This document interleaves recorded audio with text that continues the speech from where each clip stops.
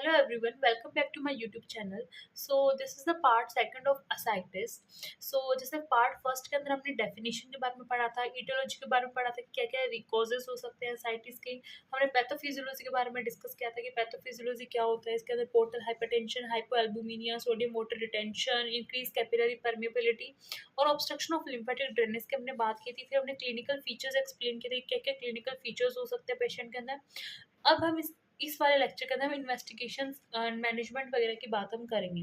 ठीक है, तो इन्वेस्टिगेशन, जब भी कोई पेशेंट, अगर ऐसा पेशेंट हमारे पास आता है तो सबसे पहले हम उसका एब्डोमिनल एग्जामिनेशन करेंगे, जैसे फ्लूइड थ्रिल वगैरह मैंने बताया था, या फिर और भी टैप वगैरह करके, या फिर जो स्टेट से साउंड वगैरह सुन के ऑस्कल्टेट करके हम थोड़ा बहुत एब्डोमिनल एग्जामिनेशन करने की कोशिश करेंगे कि आखिर क्या प्रॉब्लम हो सकती है। आफ्टर एब्डोमिनल एग्जामिनेशन हम पेशेंट को अल्ट्रासोनोग्राफी जो है प्रीफर करेंगे कि हम पेशेंट की अल्ट्रासोनोग्राफी करवाएंगे।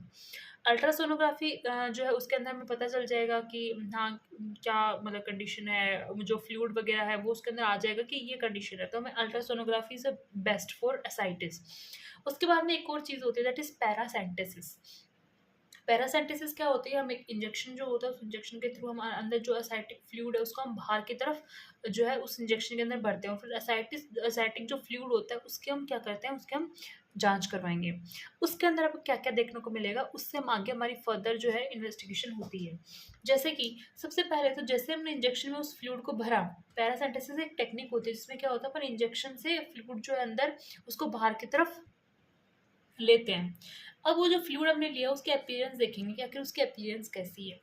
अगर वो एकदम क्लियर होगा, एकदम स्ट्रॉक कलर या फिर लाइट ग्रीन कलर का भी अगर होगा, देन हम कह सकते हैं कि इस पेशेंट को सिरोसिस की कंप्लेंट हो सकती है। मतलब जो लीवर, जो हिपेटोसाइट्स वगैरह, लीवर सेल्स जो उनके अंदर ना स्कैरिंग वगैरह हो गई, फाइब्रोसिस वगैरह हो गए, नोड्यूल्स वगैरह का फॉर्मेशन हुआ है। ठीक है, सो क्लियर स्ट्रॉक कलर या लाइट ग्रीन कलर हुआ मतलब सिरोसिस हो सकता है। अगर ब्लडी है, जो फ्लूइड हमने बाहर की तरफ जो है लिया है, दैट इज अगर वो ब्लडी कलर का है, मतलब उस पर्सन को मैलिग्नेंसी है, कोई मैलिग्नेंट डिजीज जरूर है, कैंसरस कंडीशन है। ठीक है, क्लाउडी अगर है, क्लाउडी जैसे है तो इन्फेक्शन हो सकता है। और अगर मिल्की वाइट कलर का है, देन उसके अंदर लिम्फेटिक ऑब्स्ट्रक्शन देखने को मिलता है कि पेशेंट के अंदर लिम्फेटिक ऑब्स्ट्रक्शन है जिसकी वजह से ये मिल्की वाइट कलर का हुआ है। ठीक है, उसके बाद में हम क्या करेंगे, अपीयरेंस देखने के बाद में हम जो पेशेंट की क्या करवाएंगे, उसकी जांच करवाएंगे जिसमें उसका प्रोटीन कंसंट्रेशन निकलवाएंगे कि आखिर इसमें प्रोटीन की मात्रा कितनी है। तो अगर प्रोटीन की मात्रा, अगर हाई प्रोटीन लेवल है, कितना, 25 ग्राम पर लीटर, अगर इससे ज़्यादा है, और अगर कम है, दैट इज़ लेस देन 25 ग्राम पर लीटर। तो देखो, अगर जो फ्लूइड होता है उसके अंदर अगर प्रोटीन की मात्रा बहुत ज़्यादा होती है, मतलब एक्सुडेट, ठीक है, इसके अंदर कौन कौन सी कंडीशन में ये एक्सुडेट हो सकता है। इन्फेक्शन हो सकता है कोई ना कोई, मैलिग्नेंसी कंडीशंस हो सकती है, हिपैटिक वेनस ऑब्स्ट्रक्शन हो सकता है, हिपैटिक जो वेन है उसमें ऑब्स्ट्रक्शन हो गया हो, जो पेनक्रेटिक एसाइटिस हो सकता है, या फिर रेयरली हाइपोथायराइडिज्म जैसे कंडीशंस होती हैं उनके अंदर भी क्या होता है, आपको एक्सुडेट देखने को मिल सकता है। लो प्रोटीन लेवल मीन्स ट्रांजुडेट। ठीक है, ये सिरोसिस या कार्डियक फेलियर जैसी कंडीशंस जो होती है इनके अंदर अपन देखने को मिलता है। मतलब अपन को क्या करता है ऐसे जो प्रोग्नोसिस में हेल्प करता है कि क्या क्या कंडीशंस हो सकती हैं। ठीक है, उसके बाद में हम करवाते हैं सीरम असाइटिस एल्बुमिन ग्रेडियंट। इसके अंदर ही चेक करेंगे, पहले हमने अपीयरेंस देखा, फिर हमने प्रोटीन कंसंट्रेशन देखी, फिर हम एस ए करवाते हैं, mean serum ascites albumin gradient. अगर इसका लेवल ज़्यादा होता है, 1.1 ग्राम पर डेसीलीटर से अगर ज़्यादा है तो क्या होगा, और 1.1 ग्राम पर डेसीलीटर से कम है तो क्या होगा। मतलब अगर 1.1 ग्राम पर डेसीलीटर से अगर इसका वैल्यू ज़्यादा होता है तो इसके अंदर क्या होता है, मतलब पोर्टल हाइपरटेंशन की कंडीशन है। ठीक है, तो इसके अंदर ट्रांजिट हो गए। और अगर 1.1 ग्राम पर डेसीलीटर से अगर कम होता है, मीन्स नॉन पोर्टल कॉजेज है, मतलब यहाँ पे पोर्टल हाइपरटेंशन से रिलेटेड कुछ चीज़ें हैं नहीं। ठीक है, मीन्स ये नॉन पोर्टल कॉजेज है, तो इसे ये एक्सुडेट के अंदर आ जाएगा। ठीक है, इसी तरीके से हम लीवर फंक्शन टेस्ट या फिर रेनल फंक्शन टेस्ट वगैरह परफॉर्म करवाएंगे, सीटी एमआरआई वगैरह जो होता है वो हम परफॉर्म करवाएंगे पेशेंट की। ठीक है, उसके बाद में हम बात करते हैं मैनेजमेंट वाले पार्ट की। तो मैनेजमेंट में जैसे पेशेंट अपने पास आता है तो उसके पास, जैसे हमने बात की थी कि इसकी इटियोलॉजी के कितने सारे कॉजेज थे, हिपैटिक था, कार्डिक था, इन्फेक्शंस थे, अदर कॉजेज थे, या फिर और भी बहुत सारे रीनल कॉजेज थे। सो जो भी हमारे पास अंडरलाइन कॉज आएगा उसको हम ट्रीट करने की कोशिश करेंगे। ठीक है, जैसे मान लो सिरोसिस, अगर उसकी कॉजेज़ के अंदर सिरोसिस आता है कि पेशेंट को सिरोसिस है, तो हम उसको कहेंगे कि भई आप सोडियम रेस्ट्रिक्शन करने के लिए कहेंगे, डाययूरेटिक्स वगैरह देंगे पेशेंट को। अगर टीबी अगर आता है तो एंटी ट्यूबरकुलर थेरेपीज़ वगैरह देंगे, मैलिग्नेंसी है तो कीमोथेरेपी या पैलिएटिव ड्रेनेज वगैरह उसको प्रिस्क्राइब करेंगे। मतलब जो भी कॉज़ आ रहा है ना, उसके लिए हम उसको ट्रीटमेंट बताएँगे कि ये ट्रीटमेंट, उसके लिए हम उसकी ट्रीटमेंट जो है करेंगे, ठीक है? अगर मैं बात करूँ जनरल मेजर की, अगर कोई भी अगर मेरे पास एसाइटिस का पेशेंट आता है तो जनरली अपन को क्या करना चाहिए?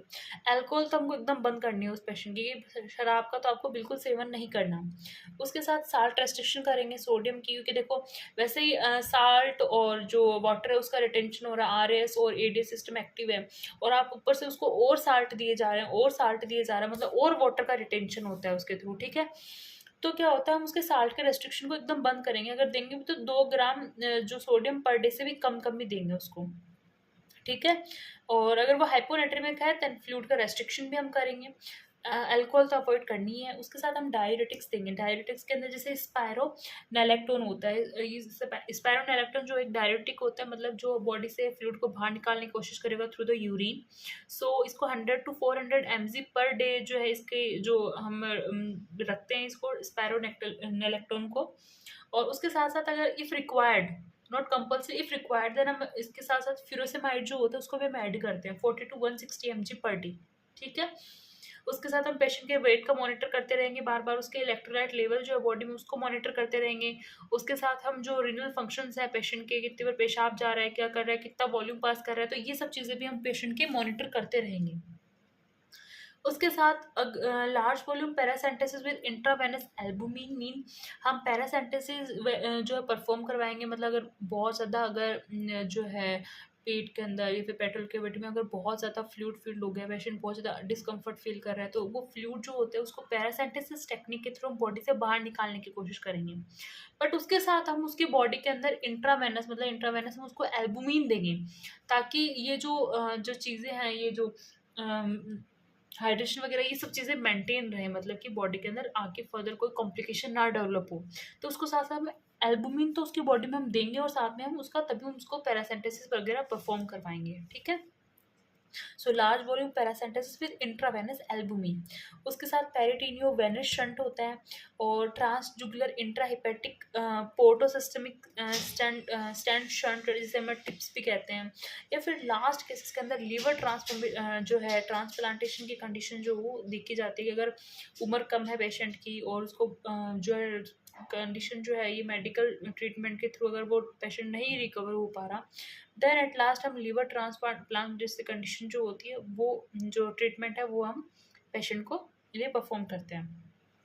सो ये हमारा पूरा मैनेजमेंट और इन्वेस्टिगेशन वाला पार्ट होता है, और इसके साथ हमारा असाइटिस जो है वो कंप्लीट होता है। अगर आपको कोई भी क्वेरी है इस टॉपिक से रिलेटेड तो आप मुझे कमेंट सेक्शन के अंदर कमेंट कर सकते हैं। Thank you.